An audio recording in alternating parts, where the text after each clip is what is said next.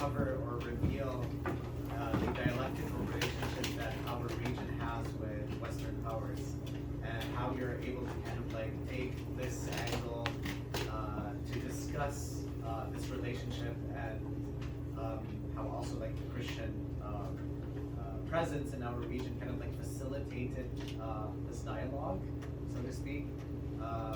So it's really interesting to kind of like take this perspective of history and like reveal a bit more about it. I'm curious to know like more about your work. From my understanding, you are also a photographer.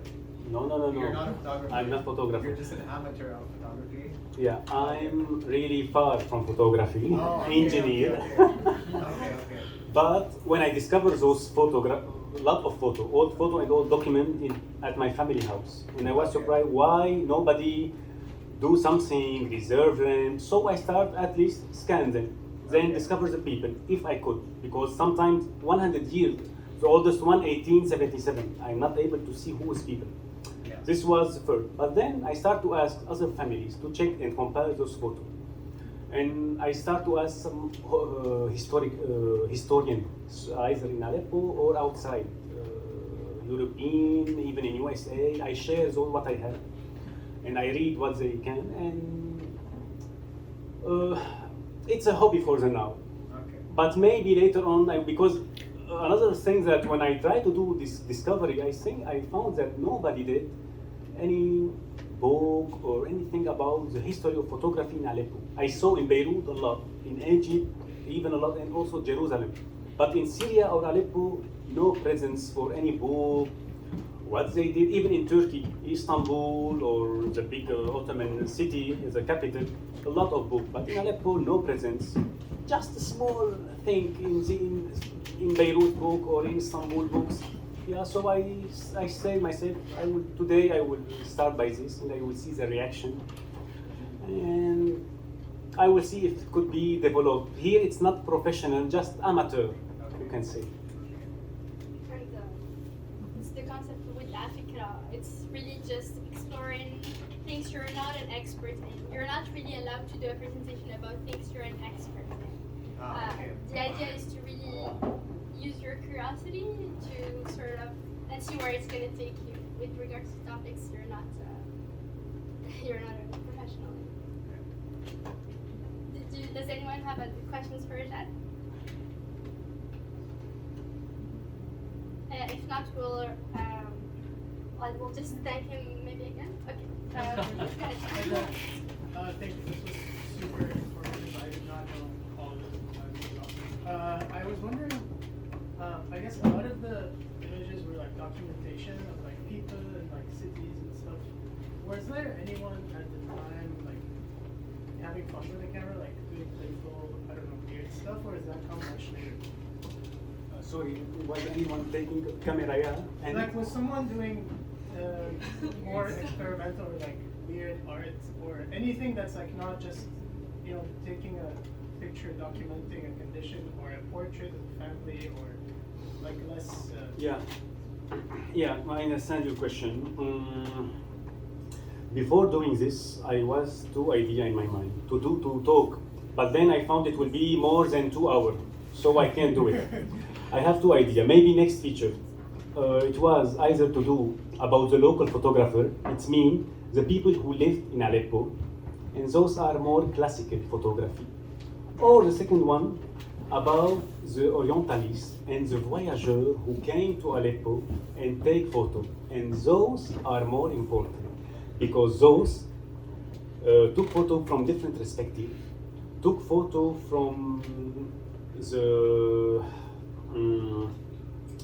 people, not important people, the popular people, show you the street, the poverty. Those I think, but also it's a lot of photographer, and one of them I think Gabriel Breton, French one, also famous for his photos, building and people, the simple people. So yeah, maybe next time I will talk about them. Yeah. Interesting question. Yeah. Can I comment on this? Because photography until 1920s, 1930, it was still really with professional cameras, and the Brownie was only invented early in the 20th century. So experimental photography would be very interesting, I'm sure, in Aleppo, if one was to look at street photography, not official portrait photography in studio. You have to sort of go to ordinary people who don't necessarily keep, who maybe they brought a camera for a child or for a young person, Yeah. a Brownie, and then you may see a lot of the street photography. Because even in Europe, in France, street photography with the ordinary person only took place in the 30s. And photography was only acknowledged as a full-fledged artistic medium in the 1970s, in Europe even. Yeah. It was really considered like something to document real life, it's document,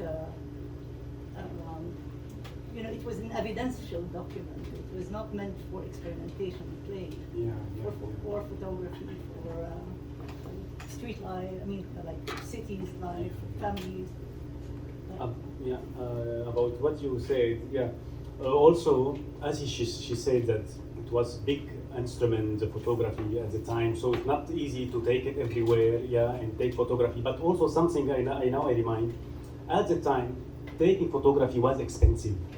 I don't know if you know the Arabic proverb, صار وتصور. This proverb, it came from this. He came rich and he took a photo for him, because at the time I read in one book, one photo cost 1 Ottoman lira gold. So imagine, so the photographer won't be to take any photo in the street unless the first one I forgot to tell you, Mr. Albert Boucher, a lot of French magazine asked them to use his photo of Aleppo to some book, some edition, to show the European how the life in the Orient. And I remember something else, that at the time, Abd al-Hamid, the Ottoman Empire, Abd al-Hamid, asked Sabah and Jouayet, those famous photographers, and gave them money to go to all Ottoman important cities as Aleppo, Damascus, Beirut, Jerusalem, and take photos. And later on, it was published in a book, The Life in Ottoman Empire. Not sure about the title. So it should be sponsored to do it, because in himself he need money to do street photography or building photography, let's say. Well, thank you so much. I think we're